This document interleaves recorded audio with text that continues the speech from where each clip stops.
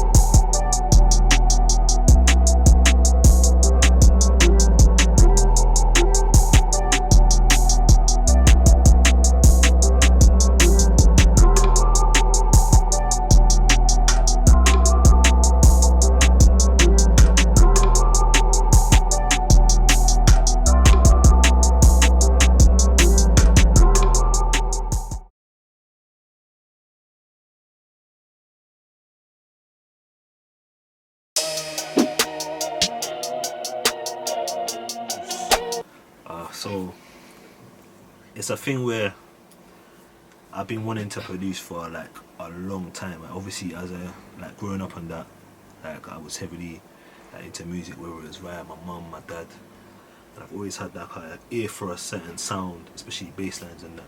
I think producing it's just become something therapeutic for me to keep my mind focused and obviously get out what creativity I've got inside myself. But the main reason I do it is just from loving the sound of music from a young age, and wanting to be involved in the making of music, not just the consuming of it. So that's why I make beats, that's why I produce. Prior to producing, I was like a local kind of MC back in the day in school and that. But what really brought me to producing, probably the first time I ever heard a Lex Luger beat, first time I heard Knife Wonder chop up a sample. One day I must have been driving to or from college. I've always been big of having mixtapes and that, so I must have heard a mixtape and it had Zaytoven beats on it, Lex Luger beats on it, and there was something about that first hearing how those kind of 808s were presetted, and how they mixed those 808s in the beats. It just made me think to myself, I need to start producing.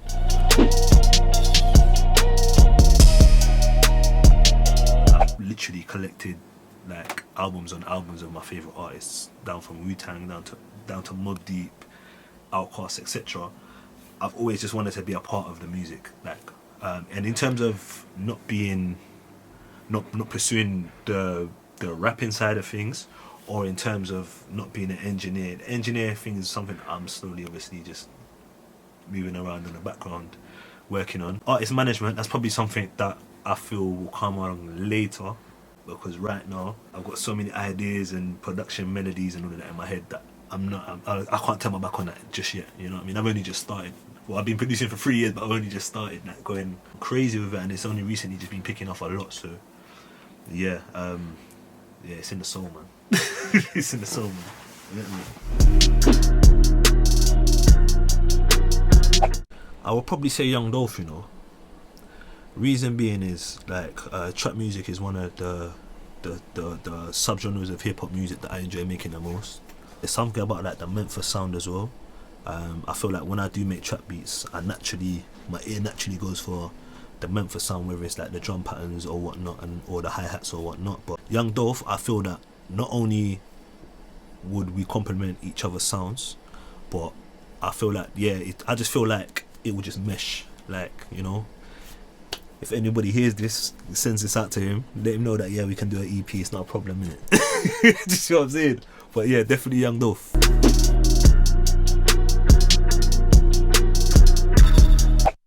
100%. You've got certain artists and certain record labels out here that's trying to take producers' beats and not credit them for it. Don't wanna be out no record labels or nothing, but obviously we read the blogs, we know what's going on out here. And not only that, I feel like from the beginning of making a tune, whether it's with vocals or whatnot, a beat always starts on a blank canvas, innit? So what would the artist that's taking that producer's beat, that's not really willing to credit them, where would they be without that? Where would they be without that beat? That's the main question that you need to ask yourself. So producers play a big game in in music being pushed out there, and we're not credited enough for it as far as I'm concerned. We maybe need to do our own thing over here in the UK, especially because our scene's up and coming, and our scene's one of the hottest scenes out there at the moment, where we might have to even make like a producer union just to keep us safe if anything happens. Do you know what I mean? Things like that. So yeah, we're not credited enough, and we're not rated enough as far as I'm concerned. Well, I'll say about 2 months ago, I must have been in a studio in Peckham with a few local artists, and then basically I had a folder already on my USB ready. Like I made beats like the week prior, like in mind for the artists that were coming. But something also said to me, just have a throwaway folder on there as well, just in case, because you know sometimes you don't even want to hear your old beats. You just want to just play the new beats that you've made in the last week. So I must have played about 3 beats, and in a studio, you know when somebody's feeling a beat, and when they're feeling a beat. So beat it, just beat it. So obviously, from the new folder, I must have played 3 beats, and yeah, they were nodding their heads. They was like, yeah, this is cool. And then I just clicked on the throwaway folder, and I played about 3 beats on the throwaway folder, and then the beats that they wanted to take were on the throwaway folder. But that pissed me off because obviously the week prior to that, I spent like hours upon hours like mixing down the beats and everything. Do you know what I mean? And then they decided to pick beats that were made like 2 years ago from a throwaway folder.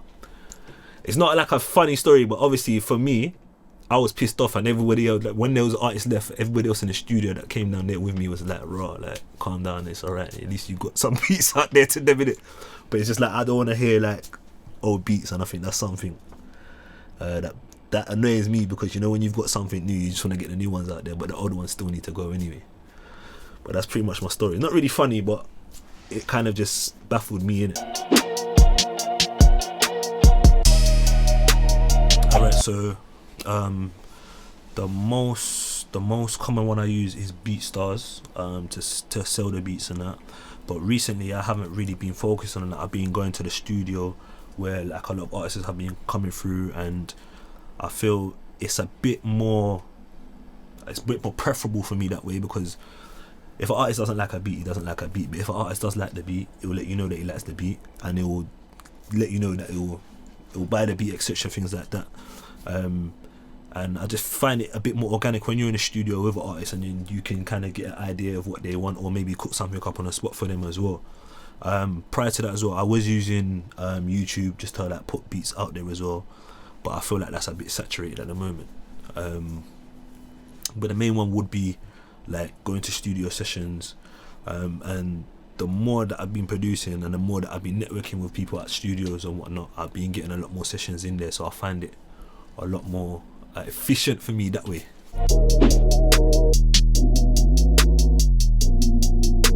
So I would say the easiest way to reach me is probably on my Instagram. That's at Hakeim Official. You can also contact any member of my production team at Big Boss Music 1 on Instagram.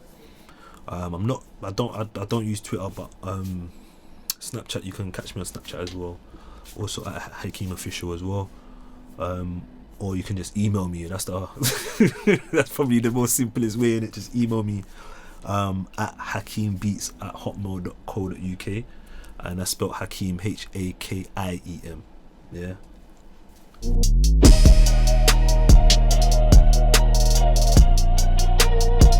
I would say make sure you focus on your craft. Like, don't derail from your craft, because at the end of the day,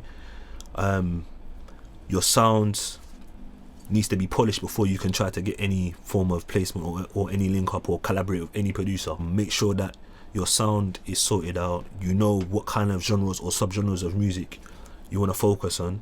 And I would say as well, don't focus on trying to get your beats out to everybody. If you're up and coming, find out one artist that you can come up with that can complement your sound, and you can complement his sound.